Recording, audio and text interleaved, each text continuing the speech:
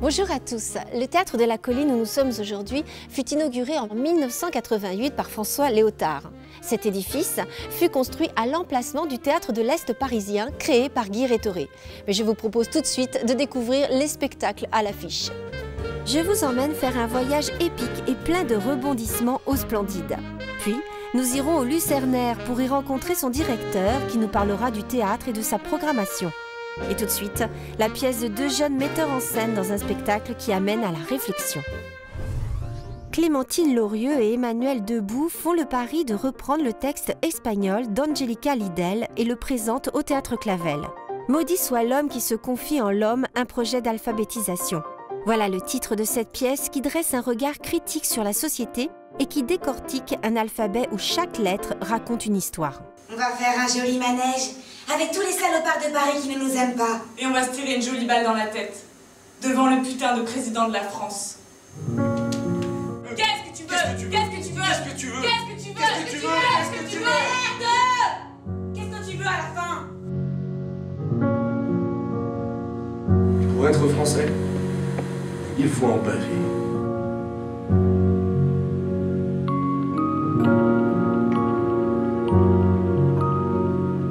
Quand les enfants ont-ils commencé à manger les loups?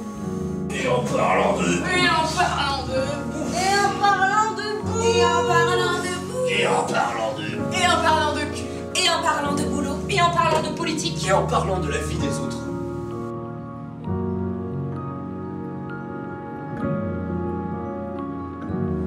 Tu aurais été quelqu'un de bien si une personne avait failli te tirer dessus chaque jour de ta vie.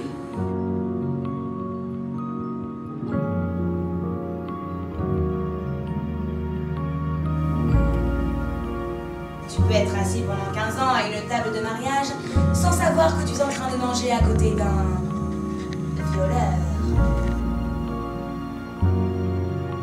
Je ne partage plus ni le vin ni le pain.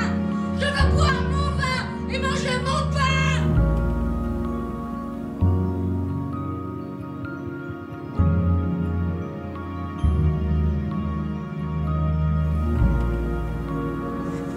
Tu ne peux plus jamais croiser personne qui est forme humaine, personne qui prenne la défense de l'humain et qui bla bla bla bla bla.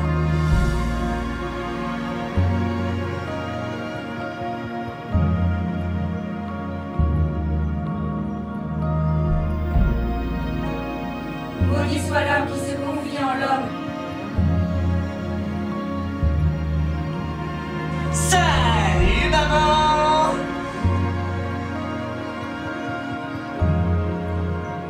Regarde les hommes. Poison, n'importe.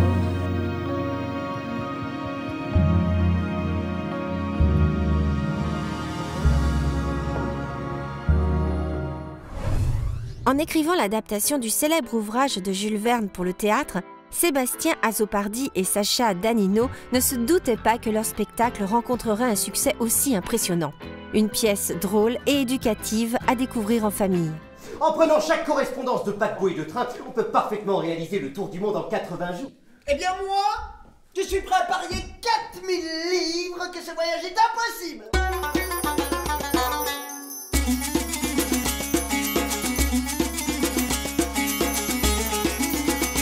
Soit je parie avec vous, mais pour 200 000 livres.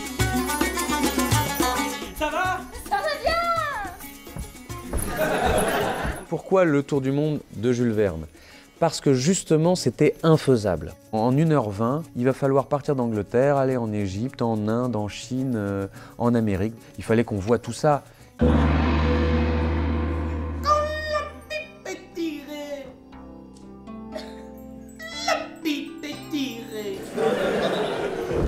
Je m'appelle Aouda. Oh, c'est joli, ça vient d'où? Bah des Indes, connard. On a réussi à avoir les deux publics. Le public de théâtreux et en même temps un public très populaire. Et à la fois tous les âges. Oh mon Dieu, Phileas!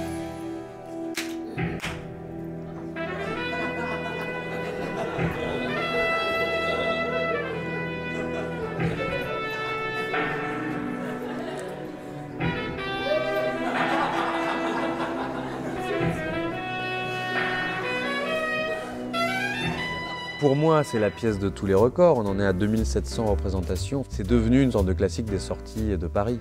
Ça y est, c'est reparti. Le train en bateau, sur terre comme sur mer. J'ai vraiment pas une minute à perdre.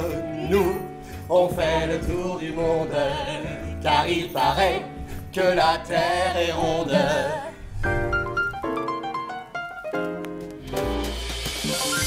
Nous nous rendons tout de suite au Lucernaire pour rencontrer son directeur, Philippe Persson. Le Lucernaire, c'est un lieu qui existe ici dans sa configuration rue Notre-Dame-des-Champs depuis 1977-78. Christian Le Guillocher, qui est le fondateur, avec sa femme, Luce Berthomé, plus quelques amis artistes, ils ont vraiment construit un théâtre sur les bases sur lesquelles on est aujourd'hui.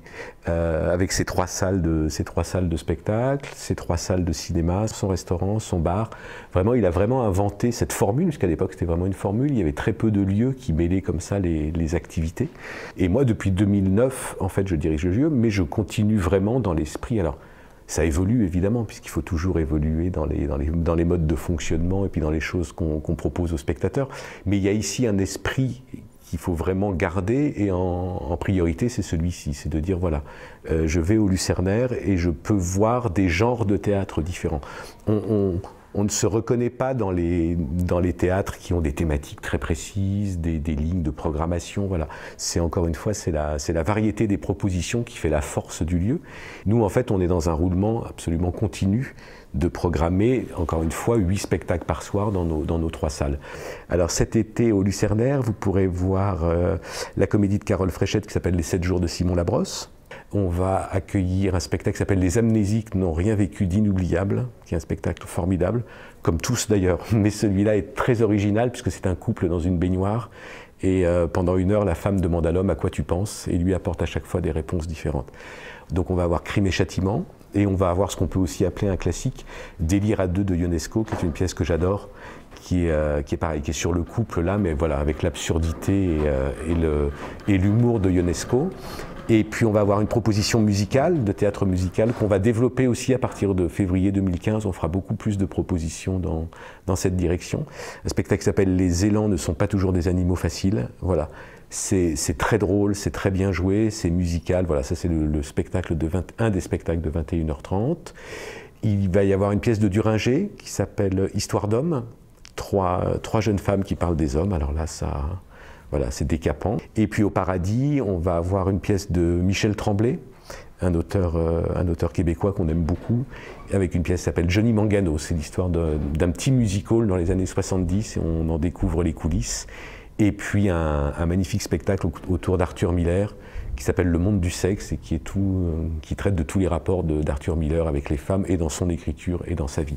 Plus un spectacle musical sur Barbara qui aura lieu tous les dimanches soirs, et puis évidemment les jeunes publics qui aussi se prolongent, parce qu'on est toujours en activité et sur le jeune public et sur le musical, avec un spectacle de magie pour les tout petits. Alors en plus de toutes ces activités, le Lucernaire propose des cours de théâtre. Déjà le Lucernaire propose des cours de théâtre à l'année, entre octobre et juin, et puis ce qu'on appelle nous une académie d'été, c'est-à-dire que tout l'été au Lucernaire, vous pouvez trouver des stages dans la journée avec différents intervenants. Il y a plein de propositions sur tout l'été, juillet, août. Encore une fois, c'est toujours dans l'idée que ce lieu vive avec le public, avec les gens qui ont envie d'être là. Et moi, je suis ravi d'avoir toutes ces propositions de cours et de stages, en plus qui rencontrent vraiment très fortement le public. Donc ça me fait très plaisir. Et puis il y a le restaurant, et puis il y a le bar L'Avant-Scène qui seront ouverts aussi tout l'été. Et puis la librairie qui est un endroit formidable où on peut trouver des livres rares et venir. Voilà, je veux aussi qu'on puisse venir flâner au Lucernaire dans la journée. Il faut que ce lieu, par sa topographie, comme je dis, il vit toute la journée. Voilà, je veux qu'il s'y passe plein de choses tout le temps, en dehors de la programmation du théâtre le soir. Albert Camus fut joué de nombreuses fois ici au Théâtre de la Colline. Il est donc normal de le citer avant de se quitter. Il disait « Créer, c'est donner une forme à son destin ». Je pense que cette phrase plaira à tous les artistes que nous sommes. Au revoir à tous et à très bientôt pour un prochain journal du théâtre.